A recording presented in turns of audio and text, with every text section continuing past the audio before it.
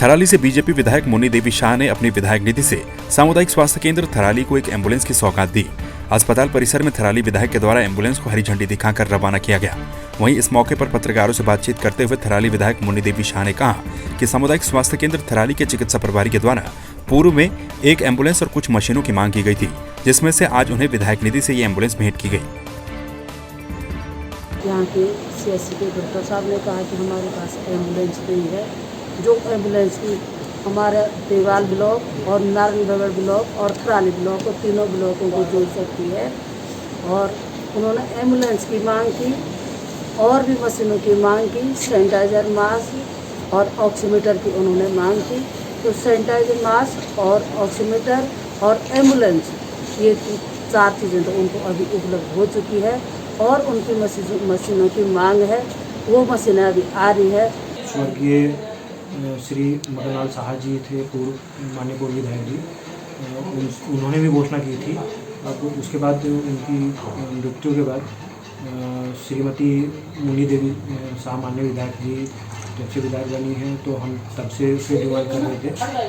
तो उनके द्वारा अपनी विधायक निधि से एक एम्बुलेंस सामुदायिक स्वास्थ्य केंद्र थराली को दी गई है और आज उसका जो भी है विधिवत तरीके से उसका उद्घाटन किया गया है और वो जन सेवा के लिए को समर्पित करेंगे। गन्ना राज्य मंत्री यतीश्वरानंद ने अधिकारियों के साथ बैठक में कड़े निर्देश देते हुए किसानों को अधिक से अधिक प्रशिक्षण देने की बात करते हुए अधिकारियों को नसीहत दी कि किसी भी अधिकारी की लापरवाही को नहीं बख्शा जाएगा। वहीं गन्ना राज्य मंत्री यतीश्वरानंद ने काशीपुर में गन्ना एवं विकास संस्थान में गन्ना अधिकारियों और विशेषज्ञों के साथ भी बैठक की। उन्होंने यहां अधिकारियों को गन्ने की पैदावार को बढ़ाने और नई किस्म के गन्ना बीजों से किसानों को प्रशिक्षण देने की बात कही। जो भी दोषी पाएगा, कितना बड़ा हो कितना छोटा, माफ नहीं करेंगे, बख्शेंगे नहीं। हमारे लिए प्राथमिकता है किसानों को सुविधा देना, किसान खुश रहे, बस पहली प्राथमिकता हमारी है। कभी अपनी ही सरकार को खरी खोटी सुनाने वाले और सरकार के ही मंत्रियों पर तीखे प्रहार करने वाले हरिद्वार ग्रामीण विधायक और गन्ना राज्य मंत्री यतीश्वरानंद अब अपनी ही बातों पर यूटर्न मान रहे हैं। कभी कैबिनेट में रहे मदन कौशिक के खिलाफ जमकर जहर उगरने वाले यतीश्वरानंद अब मीडिया के सामने अपनी सफाई देते हुए नजर आए।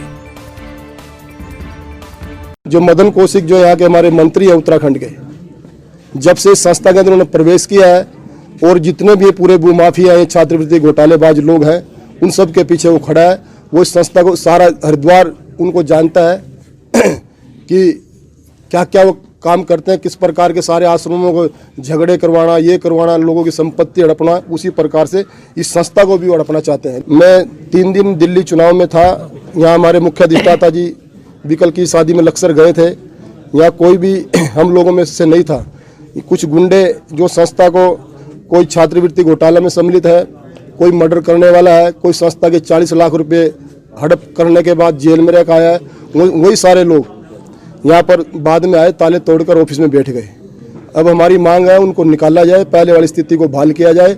और मैंने ये भी कहा कि इसकी SIT जांच करवाई जाए, इसकी CBCID करवाई जाए या CBI करवाई जाए।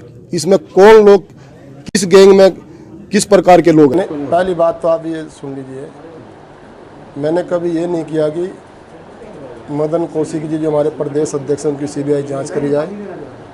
वो एक संस्था को लेकर के मुद्दा था, एक गुरुकुल महाविद्यालय ज्वालापुर। लेकिन मैंने ये भी कभी नहीं कहा कि उन्होंने ज़मीन बेची है, खुद बुद करी है। वो एक सोसाइटी को लेकर ट्रस्ट का मामला था, वो बात हमारी हो गई है, वो सारा निपटारा हो चुका है।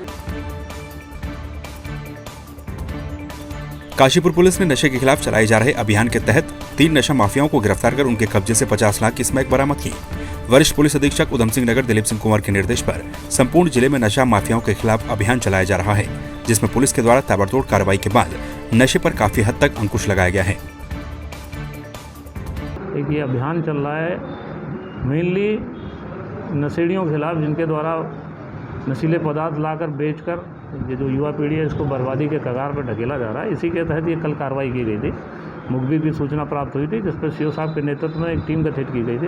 इसमें हमारे SI हैं बांसवाड़ा के रविंदर बिष्ट द्वारा 3 लोगों को, ये अली खां कब्रिस्तान है, यहाँ से गिरफ्तार किया गया, जिनके कब्जे से 312 ग्राम स्मैक बरामद हुई है और ये वहाँ पर इसका बंटवारा कर रहे थे। इसके तहत इनके खिलाफ कार्रवाई की गई। इसमें 3 लोग गिरफ्तार हुए हैं, एक नदीम है, एक रिजवान है, एक साकिर है।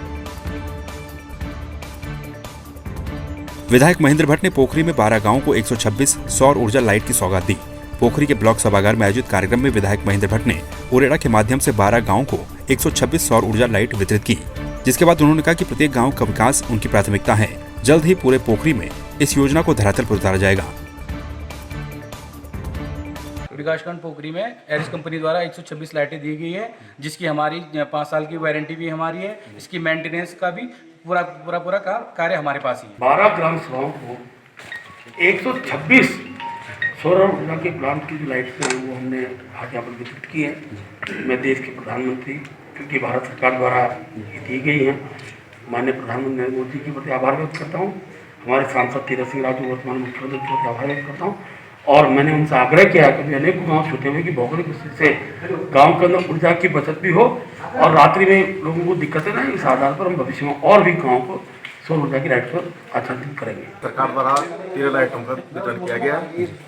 वो गाँव के अलग अलग स्थानों के लगाई जाएंगी, जहाँ की रात में काफ़ी अंधेरा वगैरह लोगों को जब असुविधा होती है। पूर्व में भी ग्राम पंचायत द्वारा कुछ लगाए गए थे और अभी उरेडा से माननीय विधायक जी द्वारा 13 लाइटों का वितरण किया गया। कई स्थान ऐसे हैं जहाँ पे घरों में अगर ये लाइटें मेन रास्तों पे या अंधेरी जगहों पे लग जाएंगी तो इसका बहुत बड़ा ऊर्जा को, बिजली को बचाने में भी इसका बड़ा अहम रोल होगा। और हमने वो स्थान भी ग्राम पंचायत में चयन कर रखे हैं जिन जिन स्थानों पे ये लगनी है, और जहाँ भी अंधेरा या कोई घाटी वैसे वाला सिस्टम है, और एक आध अगर देवस्थानों की जरूरत पड़े तो एक आध देवस्थानों पे भी लगा देंगे।